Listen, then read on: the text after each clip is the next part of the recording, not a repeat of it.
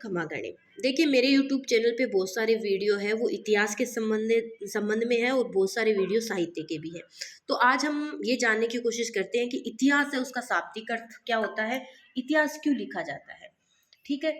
तो देखिए इतिहास शब्द का अर्थ हम जानते हैं। तो इतिहास है वो इति धन है, धन अस से बना हुआ है।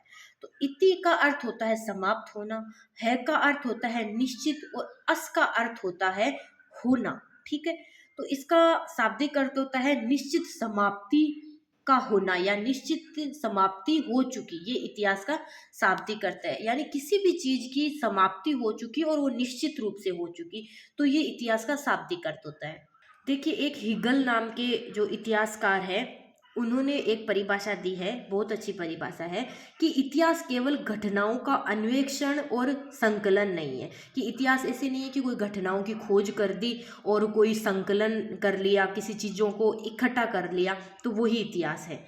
बल्कि इतिहास है वो, उसमें कारण और कार्य है वो विद्यमान है कि क्या काम हुए थे वो इतिहास में है और उस काम होने के पीछे कारण क्या है वो इतिहास में समाहित है। ठीक है। विश्व इतिहास की प्रक्रिया का मूल लक्ष्य मानव चेतना का विकास है। हिगल ने ये कहा है कि इतिहास का मेन उद्देश्य है वो मानव चेतना का विकास है, जो द्वंद्वात्मक, द्वंद्व यानी इस पक्ष, ये पक्ष है या ये पक्ष है। अपन के कभी मन में विचार आता है ना कि हमें द्वंद्व पैदा हो रहा है कि मैं ये करूं ये करूं, तो वही द्वंद्व होता है ना। तो द्वंद्वात्मक पद्धति पर आधारित है। ठीक है। इस पद्धति के अनुसार वाद एवं प्रतिवाद के द्वंद्व में संवाद का विकास होता है कि वाद और विवाद में संवाद का अपने आप विकास हो जाता है। तो ये एक परिभाषा थी और अनेक विद्वानों ने अलग अलग परिभाषा दी है। ठीक है। अब इतिहास का अर्थ हमने समझ लिया कि निश्चित समाप्ति होना ही इतिहास है। लेकिन इतिहास का शाब्दिक अर्थ ये बताया गया है कि ऐसा ही था, इतिहास यानी ऐसा ही था या ऐसा ही हुआ। ठीक है। इतिहास का संबंध अतीत से होता है। इतिहास का संबंध कभी भी वर्तमान से नहीं होता है बल्कि अतीत से होता है, और इसके अंतर्गत केवल वास्तविक वास्तविक यानी जो है वो घटना वो ही होनी चाहिए जो हुई हो, और घटनाओं का समावेश है। तो इसमें हम कल्पना नहीं कर सकते। आप देखते हैं कि साहित्य है उसमें कल्पना की जा सकती है। हम कविता लिखते हैं वो कल्पना के माध्यम से लिखी जाती है, कहानियाँ कल्पना के माध्यम से लिखी जाती है। अब हमने पद्मावत जो मूवी देखी है, तो वो तो मलिक मोहम्मद जायसी के द्वारा लिखित पद्मावत जो है काव्य, महाकाव्य, उससे ली गई है। तो वो कहीं ना कहीं काल्पनिक हो सकती है। क्यों? क्योंकि वो टॉपिक है वो साहित्य से लिखा है, उठाया गया है। बल्कि इतिहास में आप मलिक मोहम्मद जायसी का पद्मावत पढ़ेंगे और ऐसे इतिहास में हम जब रतन सेन और पद्मावती को पढ़ेंगे तो उनमें फ़र्क आएगा। फ़र्क ये है कि मलिक मोहम्मद जायसी ने कल्पना भी की है, तो वो थोड़ा साहित्य के अंतर्गत आ जाता है। इतिहास में वो काम नहीं है कि आपको कल्पना की जाए। इतिहास में तो जो चीज़ हुई है वो ही लिखो और प्रमाण के साथ में बताओ कि हाँ ऐसा ही हुआ था, तब माना जाएगा कि ये सच में सही इतिहास है। अब एक ये सवाल आता है कि भाई कोई विषय होता है तो वो कला के ज़्यादा समीप है या फिर विज्ञान के ज़्यादा समीप है। तो जो इतिहास है इसको विज्ञान में स्थान दिया है कि कला के समीप ज़्यादा ना होकर विज्ञान के ज़्यादा समीप है। जिस श्रेणी में भाषा विज्ञान व समाज विज्ञान को देते हैं तो उसी में समय समय पर बदलते रहते हैं। तो इतिहास को विज्ञान के अंतर्गत क्यों रखा गया है कि देखिए विज्ञान में हर चीज़ प्रैक्टिकल होनी चाहिए। अपन विज्ञान पढ़ते हैं तो कोई भी थ्योरी है, कोई भी जैसे नियम है, तो उसके पीछे प्रमाण देना पड़ता है कि देखिए ऐसे होने पर ऐसा ही होता है। तो माफ़ कीजिएगा, इस इतिहास में ही यही बात है कि कुछ अगर हमें ऐतिहासिक अपन बात रखते हैं तो उसका प्रमाण देना जरूरी है कि हाँ ऐसा ही हुआ था। तो इतिहास को कला के समीप न रखकर विज्ञान के समीप रखा जाता है। अब हम बात करते हैं कि भारतीय इतिहास कैसा रहा है। तो देखिए भारतीय इतिहास है वो आदर्शवादी रहा है और आध्यात्मवादी रहा है।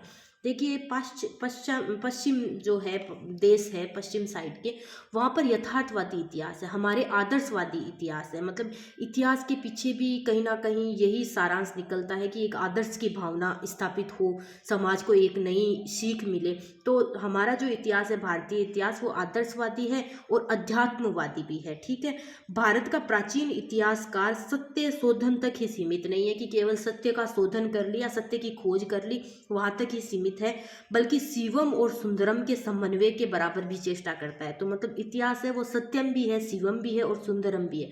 केवल सत्यम नहीं है बल्कि शिवम और सुंदरम दोनों है। इसे व्यवहारिक दृष्टि से जहाँ उसका गुण कहा जाता है, व्यवहारिक दृष्टि से हम गुण कहते हैं हम तो, लेकिन सैद्धांतिक रूप से अगर सिद्धांत से सोचे तो ये इसका बड़ा दोष भी है। क्योंकि कोई भी विषय होता है, कोई टॉपिक होता है, उस पर हमेशा दो पक्ष होते हैं। एक तर्क, कोई तर्क करता है, कोई वितर्क करता है। तो हम जो व्यवहारिक रूप से सोचे तो व्यवहारिक रूप को सोचे तो हमारा जो ये सत्यम सुंदरम का जो कॉन्सेप्ट है ये बहुत इसमें गुण है। लेकिन यथार्थवाद से सोचे, मतलब सैद्धांतिक रूप से सोचे तो इसका बहुत बड़ा ये दोष भी है। अब इतिहास के प्रथम व्याख्याता थे जिनका नाम था हेरोडोटस। ठीक है, इतिहास के प्रथम व्याख्याता का नाम हेरोडोटस थे। उन्होंने खोज की, गवेषणा की, अनुसंधान किए, तो उस आधार पे उन्होंने 4 लक्षण बताए हैं इतिहास के कि 4 लक्षण होने चाहिए।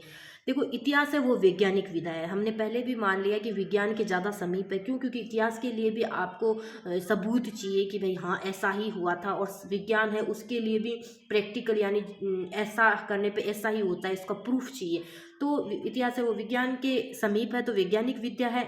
और इसकी पद्धति आलोचनात्मक होती है, क्योंकि आलोचनात्मक यानी उस पर ऐसे नहीं कि उसको मान ही लिया जाए। मैं कोई बात बोल दूं तो वो सच ही हो, ऐसा जरूरी नहीं है। आलोचनात्मक उस पर विश्लेषण किया जाता है कि ये सच है या ये गलत है। तो एक टॉपिक है, उस पर अलग अलग लोगों के अलग अलग मत हो सकते हैं, लेकिन आलोचनात्मक है। जो इतिहास है मानव जाति से संबंधित है इतिहास, तो मानवीय विद्या भी है। ये बात मैं नहीं, ये बात हेरोडोटस बोल रहे हैं। यह तर्क संगत विद्या है। तो मैंने आपको पहले बताया कि तर्क और वितर्क होता है, तो ये तर्क संगत विद्या है। और इसमें तथ्य और निष्कर्ष है वो प्रमाण पर आधारित होता है। कोई भी तथ्य है तो उसका प्रमाण दो कि ये सही है, और कोई भी अगर निष्कर्ष है तो उसका भी प्रमाण दो, क्योंकि उस तथ्य से बाद में वो जो निष्कर्ष निकलता है वो प्रमाणिक होना चाहिए। तो ये इतिहास के बारे में 4 लक्षण बताए हैं हेरोडोटस ने। बल्कि महाभारत में तो ये कहा गया है कि इतिहास इतना पूर्ववर्त है, मतलब अपने आप में इतिहास इतना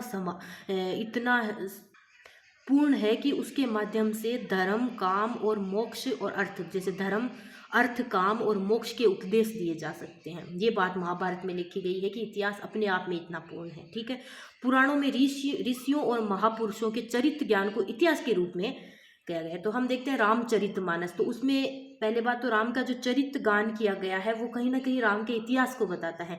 तो जो महाभारत काल और प्राचीन काल है उसमें इतिहास को है वो चरित्र गान से बताया गया है। जैसे कोई भी एक व्यक्ति है तो उसका पूरा चरित्र लिखना वो इतिहास के अंतर्गत आ जाता है। जैसे तुलसीदास जी ने रामचरितमानस लिखा था, तो वो कहीं ना कहीं राम के चरित्र का बखान है उसके अंदर, लेकिन वो इतिहास के अंतर्गत आ जाता है। तो ये बात हुई इतिहास के बारे में। अब हम बात करते हैं कि साहित्य क्या होता है।